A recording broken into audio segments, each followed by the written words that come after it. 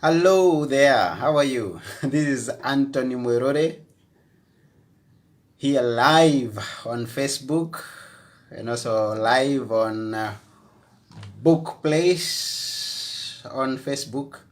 And yes, Anthony Mwerore, the author of Be Good for Good. Stories of goodness with lessons of life on life. And today we have a guest with us. Give him 1 minute. And, hey, guess who's here? Oh, you're upside Oh, down. just trying to figure out what my camera's doing. You're I doing good. You're doing good. You're doing good. I've just shared a video on Book Place right now. okay. Yes, and here is Jonas Saul, best-selling author, international acclaimed editor. Yes, the author of Sarah Roberts series. Yes, and welcome here.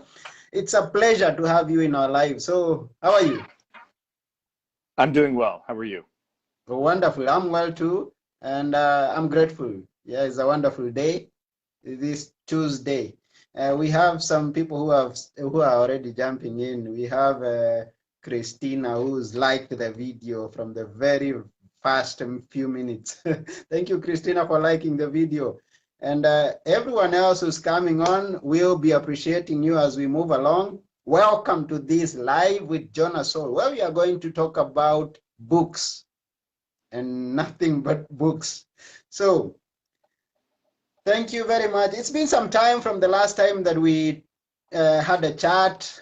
Yeah, hmm some time. Those of us who are following me on Facebook might have seen the previous video that we did with Jonas Saul. It was before I published my book. I should warn you about one quick thing. Yes. We've been having internet trouble recently, where Okay. it drops out. We've called Nova and Yeah. OTE or OTE or whatever, Is okay. and OTE. Okay, and so we're supposed to see somebody to repair it. So anyway, if it drops, Yes. I'll take 2 or 3 minutes and then I will hit to connect again. It Okay. because sometimes it drops for a couple minutes. I believe it's not going to drop. It's gonna respect us. Good. Let's go with that. No And drops. since it's Jonas Saul who is speaking, he's gonna respect it. Let's do that. You're too kind. Yeah, so yes, how is your writing today? How have you written today? Of course, a writer writes every day. Yes. Not so bad. Yeah, Actually, the old axiom that a writer writes every day or should write every day is terrific and very good and motivating. But the truth is, I don't write every day okay, un, unless I'm writing a novel. okay, If I'm actively writing, I've already typed chapter one and I'm writing. I write every day till the yeah, novel's done. Till the novel's done. mm-hmm, But okay, this is my week off, actually. yeah, I usually have, if I'm not writing a book, I'm editing someone else's book. And I just finished editing my last manuscript. I had edited like, I don't know, 7 manuscripts in the last month and a half and oh, wrote 2 of my own. So okay, I've been so busy that yeah, I chose to take this week and I'm doing nothing but exercising, going out for walks, reading. This whole week I'm doing nothing. oh, thank you very much. And we really appreciate you taking this time to come and have a chat with us. I personally appreciate so much for even the role that you played in assisting me finish writing my book and publishing it. And actually, thank you for writing the forward. So thank you very much Mm. for all that and for this time that we are having here, which I believe is going to be a benefit to those who are watching us this day and those who are going to watch the recorded version of this video. So thank you very much. Oh, thank you. Yeah, so from the time that I wrote my book and published it, and people are reading it, they are appreciating it, they've been asking me a few questions, which I would forward to you with more experience that you have, that you could assist some people. And also those who are watching us right now live, please, you can ask a question about books, and Jonas will be more than willing to reply. And believe you me, Jonas is a passionate speaker. Mm. Yeah. So one of the questions that I've got from people who've read my book and are excited and inspired, and they are telling me, "Hey, Anthony, I also want to write a book, but how do I begin?" So, Jonas, how does one begin writing a book? Well, there's two answers to that. The Yeah. simple answer is turn on your computer, Mm-hmm. open up a document like Word or Pages or Scrivener, Yeah. have a blank page, and start typing. You know, I say that's the simple answer because I remember that was something Stephen King once said, and this is Yes. way back before I wrote any books. Uh, Okay. he said, get in front of the white screen, take your fingers, hover them over the keyboard, Yeah. and then start typing. And Yeah. whatever comes could be or maybe the beginning of your novel. And so I did that. I actually sat there and I looked at the blank page and I thought, okay, there's a guy and he's walking down the street. Okay, so I typed that. And Oh, now he's doing this, and now he's doing that. And my novel started. okay. And it ended up being a book that's published today. Okay. So that's the easy way. Mm-hmm. I'd say easy because there's not too much thought, there's Yeah. not too much time, you know. But the more complex answer to that question is, how does one start? Well, you must come up with something that you feel that should be written. You know, what is unique? What nonfiction, fiction? What are you looking to write? What do you read? This is also important. I mean, Okay. what I've been drawn to as a personal reader is what I write. I've always enjoyed thrillers. And so ever since I was like 10 or 12 years old, I've only been reading thrillers. I started before that with Hardy Boys. So they were Yeah. like young teenage detectives. And so this is something that I've always enjoyed reading. And by the time I was 20, I was like, I wonder if somebody's written a book about this or about that. Wouldn't that be so cool to read? And I'm looking for that now and I can't find it. So that, well, maybe I'll just write it. So Okay. sometimes you have to just come up with something that hasn't been done, and so anyway, think of something or come up with something, or even like yourself, nonfiction.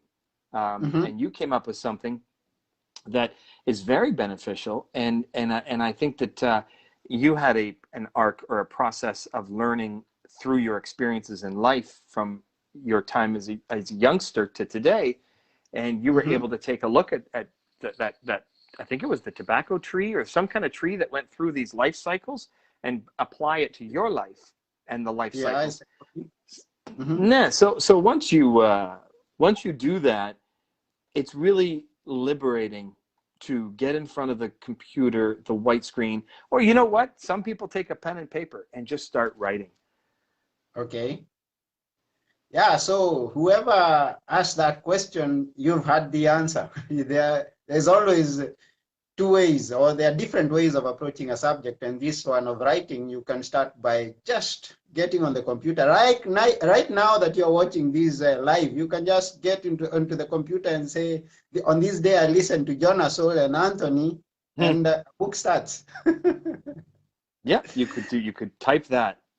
Yeah, or you can have a subject and put it down, lay points to cover in the subject, and you come up with a book. Indeed. Now, being a nonfiction writer, a thriller writer in this case, which I want to believe that you go in the easy way, the way you started. You started from in the initial stages when you just went onto the computer and started writing. Is that how you write your novels presently? No, it's a little different presently. Okay. Presently, I often come up the germ of the idea, Mm-hmm. And like I often will think of what I call the big bad. So what is going to be the big bad? So let's say in book 15 of my Sarah Roberts series, the big bad is a cartel. So in a Mexican cartel. Okay. So once I come up with the big bad, then I come up with what are the stakes? What are they doing? What I think about all these kinds of things. How does it affect my Mm-hmm. character's life? You know, all the way down to the cartel's leader and what's his name and how much of a villain will he be. So a lot of those things Okay. I take into consideration, and I make a few notes. I don't ever outline a book. I never outline. I don't Yeah. believe in plotting. I don't. For me, Mm-hmm. it doesn't work. Other writers, it does work. But I never Okay. plot or outline a book. I literally just come up with an idea. Okay, where do I want to start it? Oh, I know where I'll start it. I'll start it here. And this is where the threat is against my main characters who are the protagonists. And I start the book. And sometimes, like by the end of the book, I don't know if the bad guy is going to be arrested or if he's going to be killed, or I generally don't know. I could be 90% into the book and I'm almost done. I'm down to like 3 chapters left and I still don't know how it's going to end because I don't ever plot. So how do I start? Mm. I often start with the big bad and work my way from there. Like if there's Oh, going to be a that's book wonderful. about people who are being missing, or a kidnapping ring, or the first scene will be somebody being kidnapped. And so I go from there. And do we save that person or not? And if we don't and they find a body, well, then the stakes are raising. So, and I generally don't know until I'm typing. Oh, that's good. And I think it speaks to someone who's been waiting to have the whole book completed in his mind or her mind before they get started. Mm. Jonas Saul Oh, says you don't have to know the end of the book so that you get started. I think that sometimes waiting until you know the whole book, Mm-hmm. uh, that stops people from actually doing the writing. I think that, for instance, there are many times when a Yeah. huge plot point or a plot twist came up. I would have never thought of it weeks before, but I'd already Mm-hmm. written, say, 40,000 words into the novel. And I was, oh my goodness, this could happen. Mm-hmm. And if that happened, this would happen. And then I'm so shocked. I get goosebumps like, oh, wow, this is great. But I would have never known that had I not already written 40,000 words. I don't think that you can actually, only the extreme professional outliners can really do a whole book in an outline and then type it up. Guys like James Patterson, Yeah. he apparently outlines every chapter before he writes the book. Okay. And And I, I just, yeah. and then there's guys like Stephen You, King or Lee Child. They never outline a book. In fact, they have no idea what's going to happen chapter to chapter. So I'm more of that kind of writer. I have no idea. Many times, actually, I'll be halfway down my book and I'll type chapter 32 and I'll sit there and stare at the screen. Okay, what's happening now? I don't know. Sometimes I have to take a half hour, go make a cup of coffee, come back to my desk, and I don't, okay. well, I haven't had a chapter with Sarah for a while. I haven't had a chat. Okay, well, let's do this one. Okay, so what are they doing? I don't know. And sometimes it's the next day when I start typing again because I really don't know what's going to happen. And this is, I think I just put a quote on the books page on our page. I just put a quote that said something Stephen King said: "Strap your seatbelt in and go for the joyride of the book, where it's Yeah. without plotting." Mm-hmm. That's where real thrillers and real fiction comes from. So anyway, that's what I do. Okay. So I want to believe that the majority of the novelists just begin writing the novel and then they find their way through the forest. Yes, there are outliners, but I don't know what the percentages are. On the lower percentage should be. Yes, I would hope Okay. so, but Good. So, on the subject of publishing, because the last time that we spoke, we did not touch much on the publishing. Yes, we talked about the traditional publishers and self-publishing. Now, for someone who could be wondering how do I get started when I don't have the finances, when I don't have some connections to some big publishers. How do I get started? Well, definitely there's two ways. There's self-publishing or traditional, for sure. Mm-hmm. Traditional, you don't need a lot of money Yeah, upfront yourself. And I think a lot of people know what that means is, you're going to send a query letter to an agent, and you're going to try and get an agent, and then the agent will then go to a publishing house and try and sell your book. And you don't need any money for that other than some time, research, and sending out a bunch of queries to yeah, agents. There are publishing houses that will take your book without an agent. And so now you're submitting directly to publishing houses. Again, not a lot of money, if any, actually. I really don't think there's a lot. But if you do yeah. go self-publishing, as a self-publisher, you are going to need some money. What would that budget look like? It depends on several things, but I think at least $3,000 a book if you're going to self-publish is a good 3,000 American. So if you're in Europe, you want to use the euro. It's going to be 2,500. It depends on you've got to get cover art. Yeah. Cover art, you can do it yourself, but I recommend a professional cover artist for a book cover.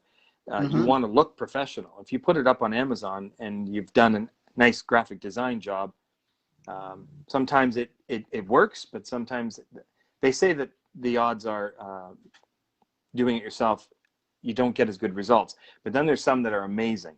So who knows? But I always pay for my cover art. You need a Okay. good editor. Mm-hmm. A good editor, they say, start at around $1,000 and Yeah. go up from there. So Mm-hmm. I mean, I know I've paid thousands upon thousands in editing. You know what? For self-publishing, it's like you're starting a business. Yeah. You're starting your own business, Mm-hmm. and you want to invest in your company, and Yeah. so you want to invest in your book. So I do believe you can do it on a budget, no problem. You can pay Yeah. 400 or 500 for editing.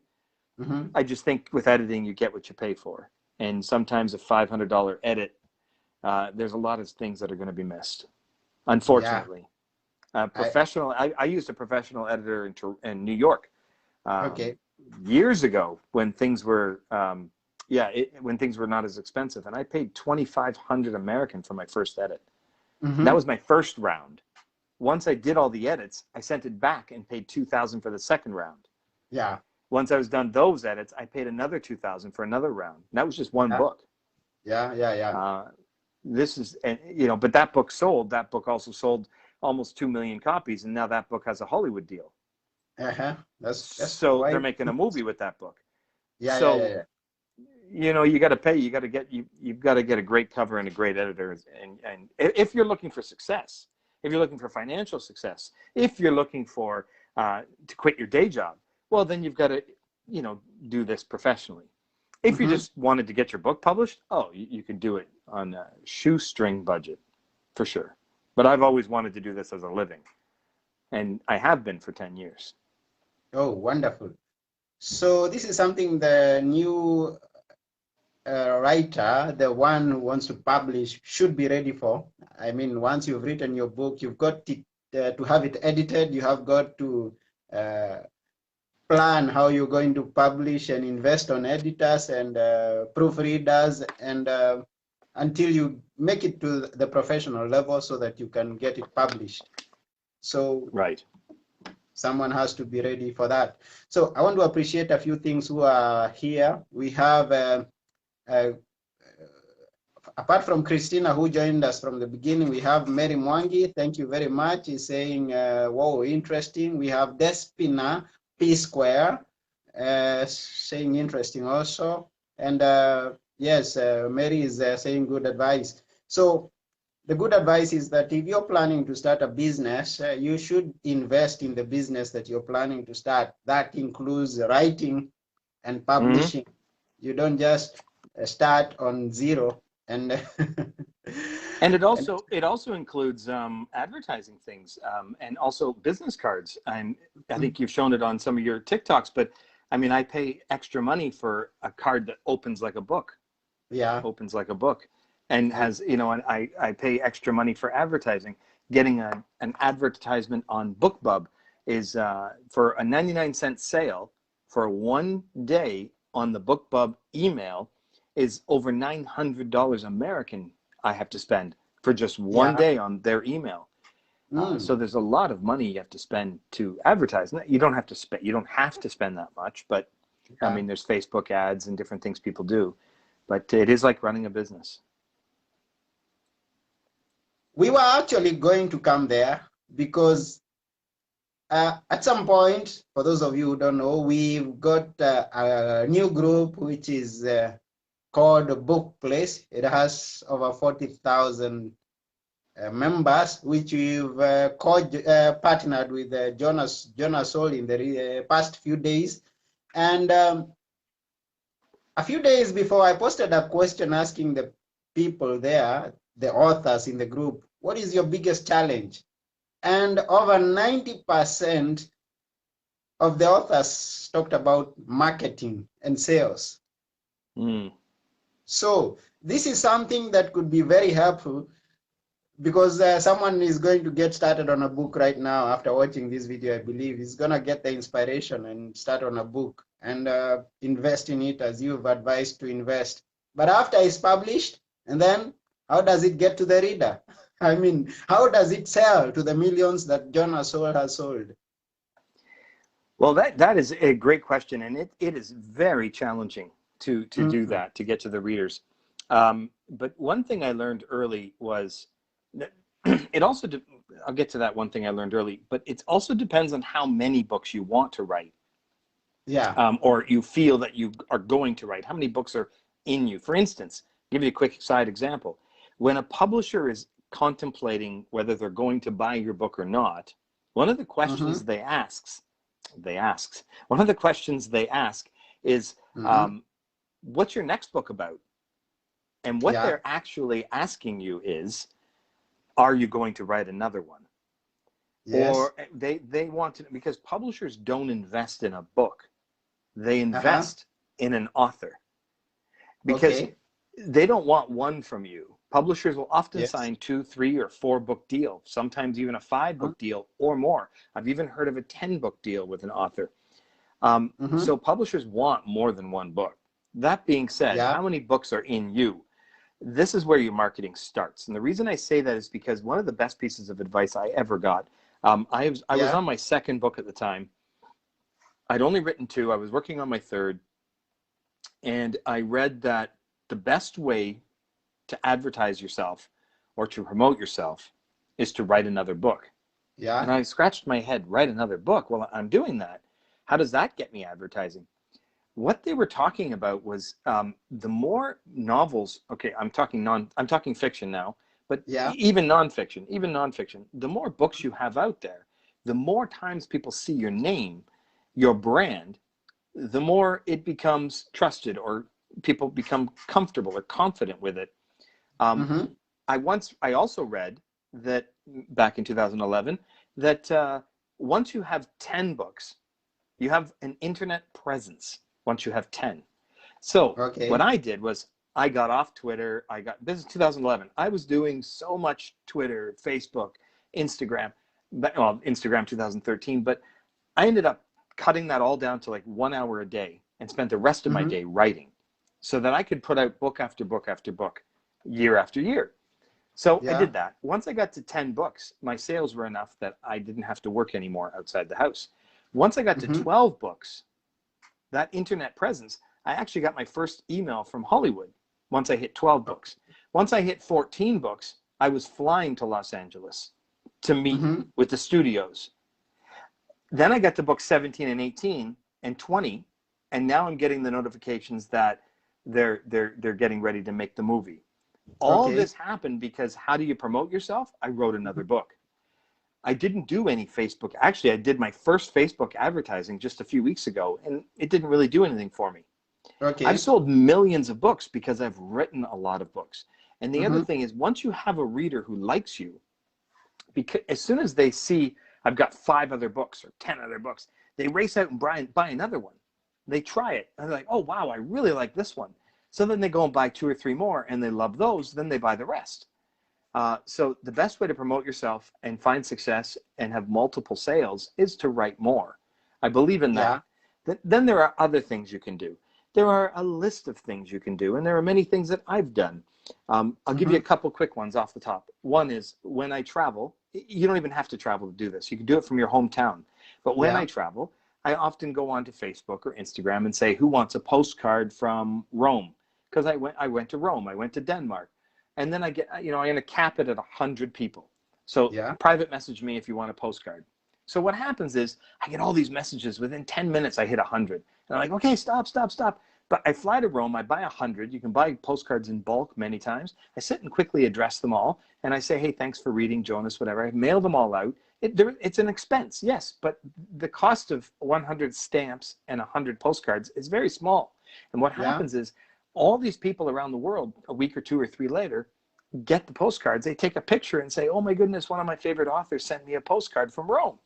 And they put it all over their social media. And so suddenly the name Jonas Saul went all over social media talking about how I sent out postcards. I do this all the time. I do Christmas cards. Who wants a Christmas card? I'm in Greece right now. I actually just sent 4 postcards to readers last week. I'm Mm-hmm. constantly doing this kind of thing. Okay. Um, Another thing I do is I add readers' names to my books. Yeah. So once I have a reader who's shown up on social media, or they've messaged me, or they um, emailed me to say thank you so much, I say, hey, can I use your name in one of my books as a character? And we discuss that. And then the next book comes out and they're a character. So then what do? They tell everybody, I'm in a book, and they race out and tell all their friends and everything. This is a great way to be connected to your reader, but it Mm-hmm. also does help with the advertising of your name, because people are talking about your book. Yeah. Really do anything you can to get people talking about your book or your books or what you're doing. Word of mouth is the number one way. Um, Constantly going on social media and just saying, buy my book, buy my book. I don't, it's never worked for me. I don't know any author who says it. And if it does work for them, are they making $7,000-$10,000 a month in royalties by yelling out, buy my book? No, they're not. There's nobody doing that. And so it's just, yes, if you have a sale, there's nothing wrong with saying, hey, my book's on sale right now. Mm-hmm. I'll even do that. I'll put it on Facebook. Hey, if you missed this one, it's 99 cents right now or something. Sure. But I mean, it's not definitely not a good strategy to constantly be just going out and saying, I wrote a book, please buy it. That generally can fall flat on its face. That's all. It's better to keep writing and get another book up, and or talk about it. Put a picture of your cover and say, I'm so happy with the sales, or this kind of thing works. I'll Yeah. often put my rank. If my rank is doing well on Amazon, I'll post that on social media. Very happy with my readers. I'm so grateful. Look at this rank. Or if I win a contest or something like that, definitely will post my covers. So, Oh, thank you very much. And I agree with you on when you talk about writing your second book. I'll tell you the challenge that I've got, and I've also got the challenge from you, is that most of the people, I mean, more than 70% of the people who have read my book and finished my book end up with this question. So when is your next book? right. So that means if I have already 2 books, they will finish that one and take the second book, the third book, going on and on. So this is what I believe. What you said, I believe in that. And yes, it's a challenge to me. I should be releasing my next book the soonest. I don't know when, but it's a challenge that I have to live to, because it's come from very many sources. Oh, you can't believe how many people have told me or have asked me, where is your next book, or when is it going to come out? Well, and the thing to remember is you Mm, want to make sure that that book comes out in a timely fashion. yeah. 6 months or 9 months. If you wait a year and a half, people forget about the book that they Okay. read. People might forget. It's important to bring. For instance, I release 6 to 9 books a year, Yeah. and so you're looking at every 2 to 2.5 months, I'm having a book come out, and sometimes faster. Like I've got one in May 30. I'm Yeah. skipping June. I've got one July 28, and I've got one August 28. I've got 3 books coming out in 4 months. Now, mind you, one I've already written, the one for May. The one coming out in July I wrote last year. and the one coming out in August I'm working on. So anyway, I have 3 books in 4 months. As soon as the book comes out, within one day, I often get messages on Facebook or emails saying, "When's the next one?" Because we're reaching out to people that are avid readers, but there's binge watching on Netflix. There's, for instance, when Netflix puts up a new season, all 10 episodes show up at once, so people can Yeah. sit and watch them all. People want this with their reading experience too. They want to read a book, and then I've found in my experience as an author, they want the next one right away, and I can't put Yes. out 10 books at once, so they can just sit and read them all. So we have to wait, but even 2 months sometimes is agonizing for some readers. Okay. Oh, so thank you very much. Christina has a question, and I believe she agrees. She's taken that advice of uh, getting out your book as soon as the other one, soon as possible, as soon as you release the first one. But she has a question, and she says, "But what if not all your books are as good as the previous books?" I might have missed that. What's the question? And now the question is, she writes the first book and then writes the second and the third. Now, the second and the third books are not as good as the first one. What about that? That's what she's asking. Oh, well, for me, I try to make sure when I'm writing the next book that the characters evolve or that the story evolves. For me, I try to think of writing as a muscle, Yeah. and you're exercising that muscle when you're writing all the time. Mm-hmm. So once this book is done, when I start working on the next, I try to make sure that it's better. It's better than the one I just wrote. And then Yeah. when I've written something that I think is better and really good, Mm-hmm. then I send it out and publish it. When I write the next one, I try again to make sure that that's better than the one before. Okay. Sometimes you may not always be successful, depending Mm-hmm. on some readers, that the second or the third may not be as good. But the goal definitely is to be better after each one. And again, sometimes that doesn't happen. But otherwise, I really don't know how to answer that other than to say to just give it your best and try to make sure that you're writing something better each time. I mean, there are several authors out there that have written an incredible first book, and they couldn't Mm-hmm. catch up. They couldn't, uh, like, for instance, I think Water for Elephants by Sarah Gruen was an incredible book for her. I don't know if that was her first or not, but that was the first one that hit #1 in New York Times. But her next one Okay. came out, and it didn't do as well. And some say it wasn't written as well. So this can happen to some authors. Yeah. But basically, you want to put it like the more you do something, the better you get at it. And especially if you're paying attention, if you have that drive, if you have the will to improve, then you'll find a way to improve. So your next Yeah. book is going to be better than the previous one. Yeah. Yes. Yeah. So, and yes, we also have Bill. Bill Rigris is here. Vasily's voice, the one on. Ah, no, yeah, no. Yeah, saying good advice. We thank you, Bill, for being with us here. Thank you very much. And yes, we have Mary Mwangi who is saying she's waiting for my next book. No, good. And so you're almost done your next book, are you? Good question. I'm nowhere near being done. Oh, But okay, okay. I should improve the pace. I should improve the pace. So Christina was asking, but I think that question is already answered because she was asking again, but is it quantity or quality that matters for an author? That's a question kind Ah, I, of. I would always say quality, Mhm. always quality. If you Yeah. have an amazing book, but you can only write one a year, well, Mm-hmm. then just do the one a year. It Okay. has to be, it has to be quality. I Yeah. have an assembly line kind of thing happening with my books. Like the one coming in July, I wrote last February. Yeah. No, not last February. Sorry, a year and a half ago, February, like February Mm-hmm. 2020, I wrote that one. Yeah. What I'm saying is, I write a book and then it's going to an editor and beta readers, and I'm already working on another one, and the other ones from the past are being, dealt with. And anyway, so sometimes it looks like I might write 3 books in 4 months, but I'm not. I'm like writing 1 book. I'm just Okay. releasing a bunch that I've written from a long time ago, a year Okay. ago, 6 months ago, 3 months ago, whatever. So it's always quality. The book has to be good.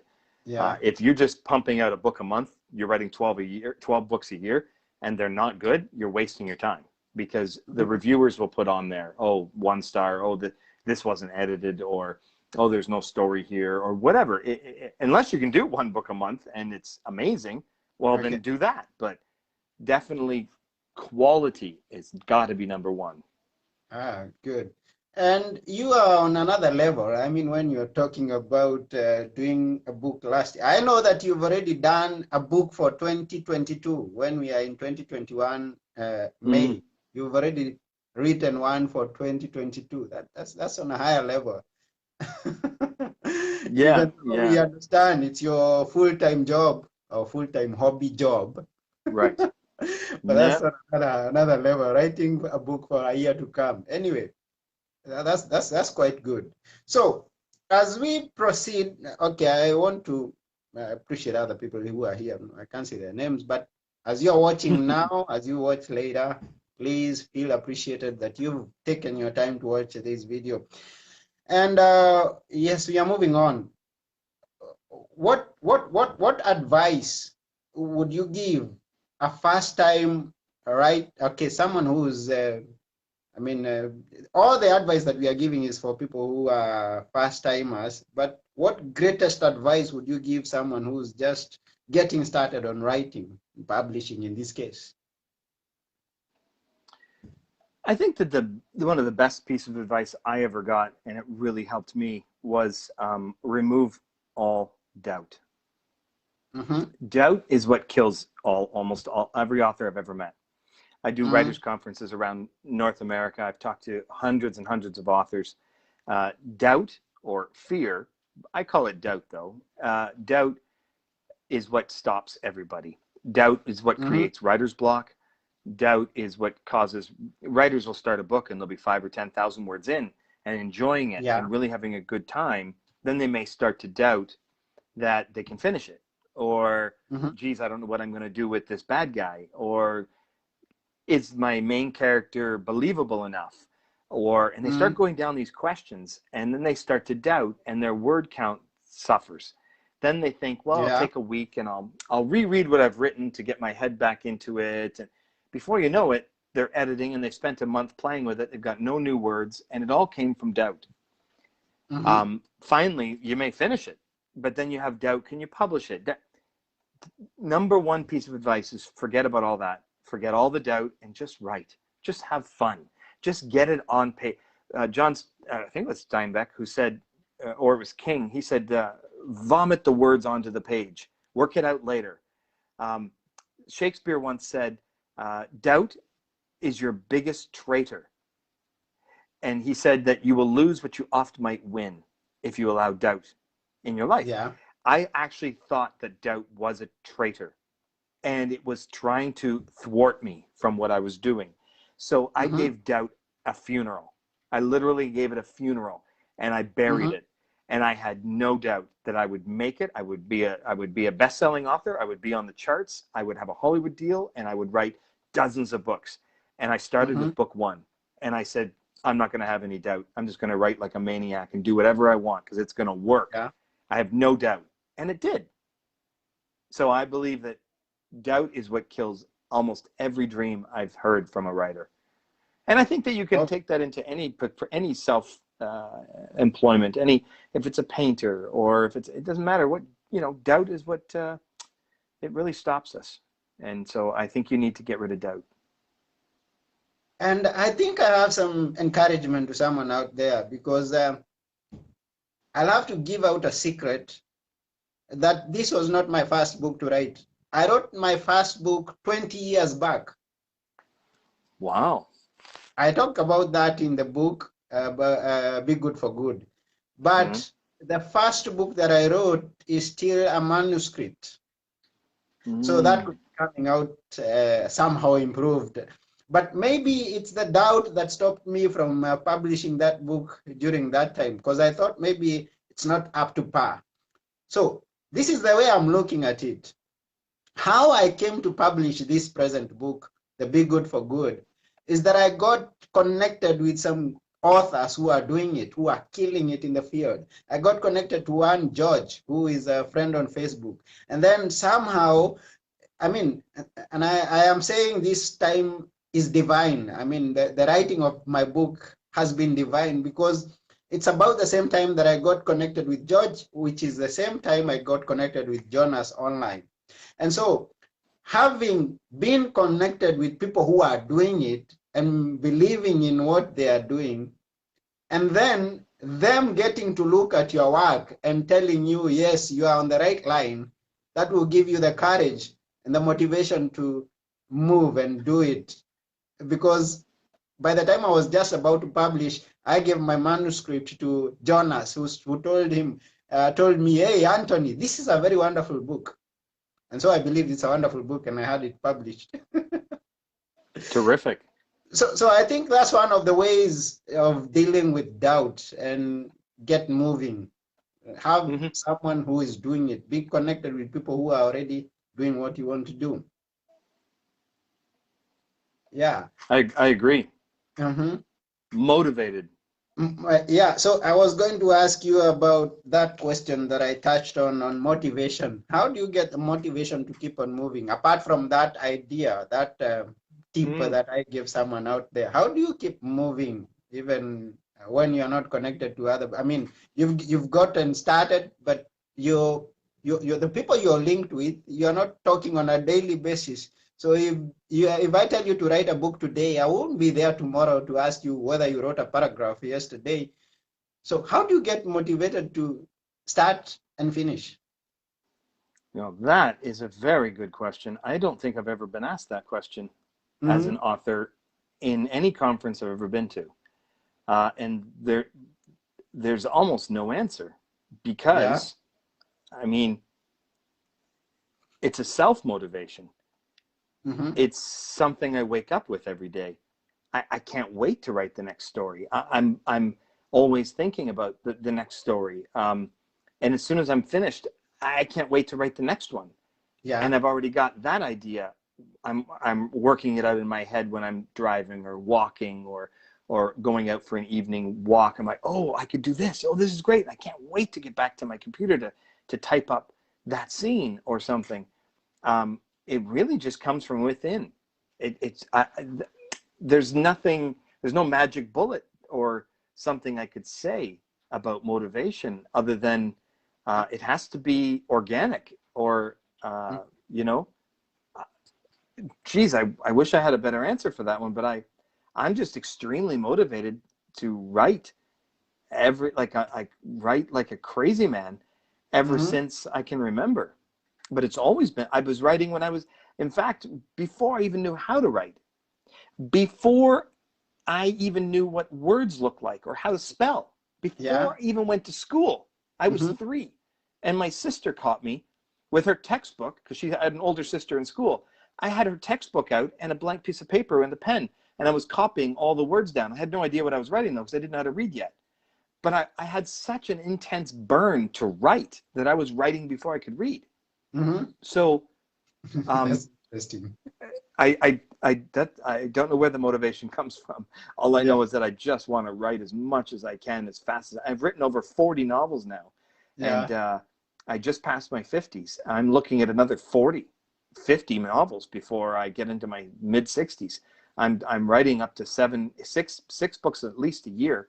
Yeah. Last year I wrote 9, Mm-hmm. but I write a lot every day. Oh, Sometimes 2 weeks in a row, nonstop, 5,000 words a day or more.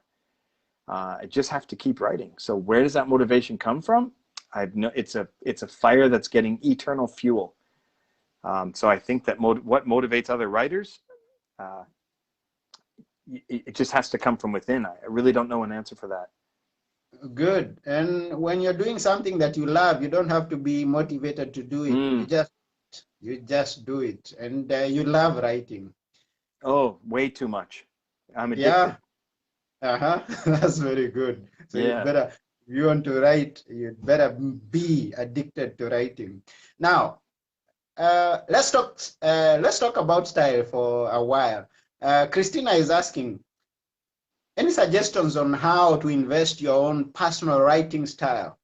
So, style is broad. Can you tell us about that? Develop, Well, it embed. sure, sure. Mm-hmm. Style. Are we talking about writer like the voice, writer's voice? Because voice and style, for me, the best way is to write. You need to Yeah. write a lot because as you write, I give an example for what I'm saying. As you write, your style and your voice develops naturally. This just Mm-hmm. happens to you. Um, in the beginning, we often try to emulate other writers. In the very beginning, writers we idolize, we end up sometimes trying, some of us, not all of us, but I know I did a little bit of this in the beginning. We try to emulate the writers that we idolize and we try to write Mm-hmm. like them. So, what I'm saying is that the more I wrote, the more I found my voice. So, here's my example. Because I love, say, Stephen King, I love Dean Koontz, Jonas Saul, other writers that are writing horror. When I first Mm-hmm. started writing, I was writing horror. Um, but it didn't fit right with me. It didn't sit right with me.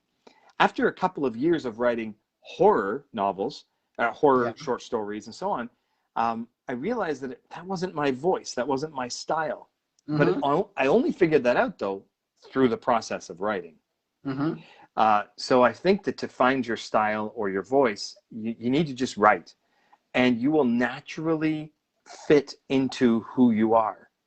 I believe that because thriller is where I'm naturally at. I don't write Yeah. horror anymore. In fact, I've written so much thriller now. I've done 8, 9 years, 35 plus novels of just thrillers.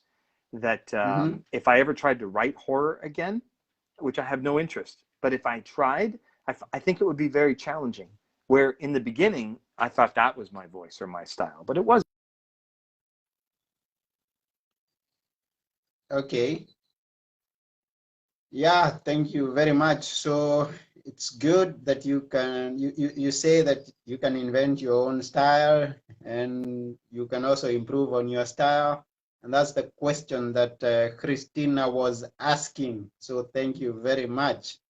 Seems that your internet has an issue just about when you are to get finished.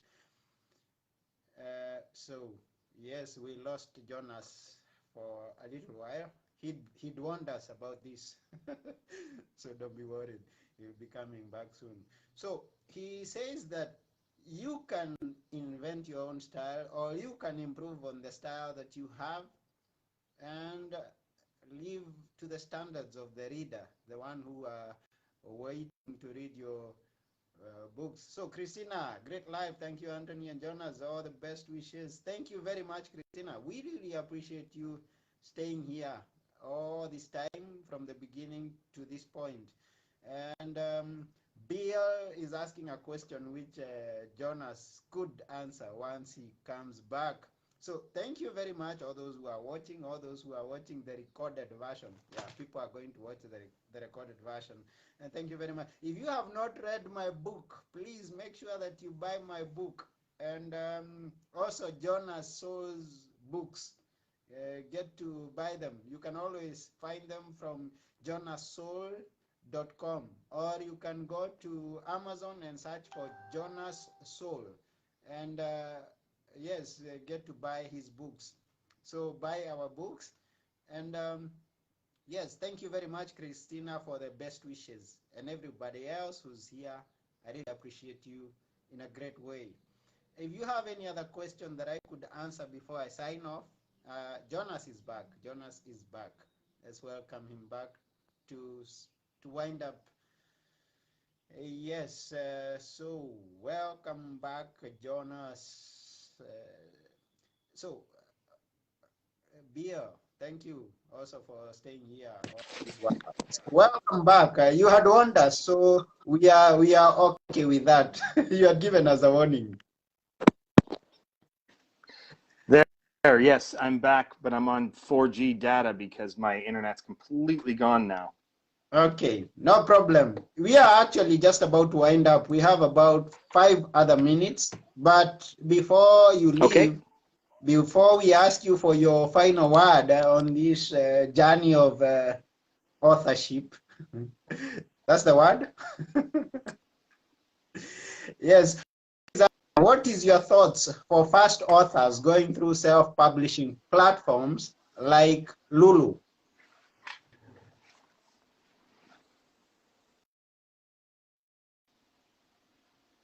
I think Uh-oh. maybe you didn't get it. Did you get it? No, I didn't. It froze on me. I'm so sorry. No problem. I'm going to repeat the question. The question is from Bill and he's asking, what is your thought for first authors going through self-publishing platforms like Lulu? I, I don't know much about Lulu. I've heard good things about Lulu. Can you Mm-hmm. hear me okay? Yes, we Okay. can hear you.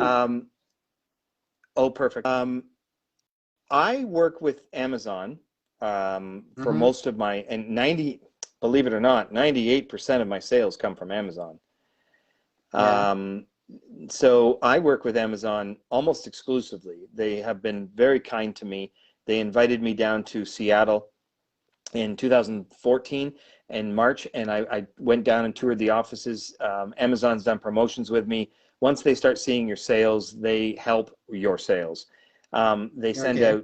out great emails for me. I just got an email on Sunday from Amazon sending out an email to all my readers for me. It's all free. I don't pay for any Mm-hmm. of this. So I work with Amazon, but I Okay. also work with Smashwords. Smashwords is a great company that will then do a bunch of distribution for you. You can get onto the iBook Mm-hmm. store. You can get onto Barnes and Noble, Bakers and Taylor, Overdrive Script. You can get onto all these places just by using Smashwords. One-stop shop, Mm-hmm. and all these places will collect the royalties and give them to Smashwords, and Smashwords sends you royalties through PayPal. So I Okay. find working just with Amazon and Smashwords really benefits me. It Mm-hmm. minimizes the amount of work I have to do as an author because I'd rather spend my time writing. Yeah. So I only have 2 dashboards to work with. I used to have a Barnes and Noble account. I used to work with Apple iBooks. I used to do all these on my own. Yeah. But what happened was anytime I'd had to do an update to a book or something came up and I needed to do a re-upload of something, I had to go to every place and do it. Where now I just go to Amazon, quickly do it. I go to Mm-hmm. Smashwords, quickly do it. I'm done. Smashwords sends Okay. it out to everywhere. So those are the places I use. I've heard wonderful things about Lulu, though. Okay. Ah, so thank you very much. And yes, we are just about winding up. So Bill, you got that answer. You can start on Amazon, which I mean, you can start on Amazon and Smashwords, yeah. And Yep, yes, yep. and you Smashwords, can yep. Smashwords. So, and yes, thank you very much. Maybe you'll give us a parting shot, but before then, I would like to mention one. Despina P Square is thanking us. He's saying the conversation was really interesting and inspiring. And we have another request, another comment that has come in. So we can join with that as you give us the parting shot. Helen Kairetu says, I need help with selling with Amazon. I tried to join them, but when they asked me my bank account, I was scared.